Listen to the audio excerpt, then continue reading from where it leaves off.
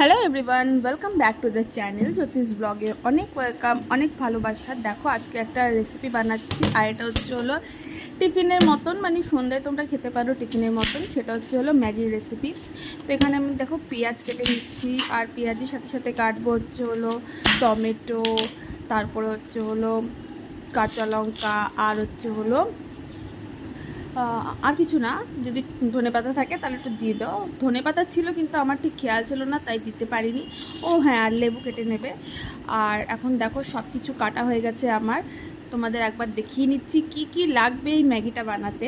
তো এই যে ম্যাগি নিয়ে নিয়েছি, লেবু কেটে রেখেছি, ম্যাগি মশলা নিয়েছি, আর একটা এটা হলো তারকা একটা চিপসের মতন। তো যাই হোক, এখানে তোমরা চানাচুরও ইউজ করতে পারো। তো এই যে ম্যাগিটা বসিয়ে দিয়েছি, আর এখানে একটুখানি নুন দিয়েছি, একটু বেশ খানিকটা জল দিয়েছি। জলটা যখন মানে উত্তর আসবে, ফুটে আসবে, তখন দিয়ে দেবো 2 রকমের ম্যাগি মশলা। তারপরে 2 রকমের ম্যাগি মশলা দেওয়ার পর দিয়ে দেবো এই যে কুচনো পেঁয়াজ, তারপরে হলো কুচনো টমেটো, আর হলো কুচনো কাঁচা লঙ্কা। এবার সবটাই তোমরা তোমাদের স্বাদ মতন দিতে পারো, যে যেটা পারবে অ্যাভয়েড করবে। আর ধনেপাতাটা বললাম তো দিতেই হবে। আর এখানে বিশেষ কথা হচ্ছে লেবুটা তোমরা বুঝে দেবে। অনেক সময় বেশি লেবু চটকালে তিতো হয়ে যেতে পারে, তো পরিমাণ মতন স্বাদ মতন তোমরা লেবু ইউজ করতে পারো। আমি বেশি লেবু খাই তো বেশি দিয়েছি। গন্ধরাজটা দিলে বেশি ভালো হয়।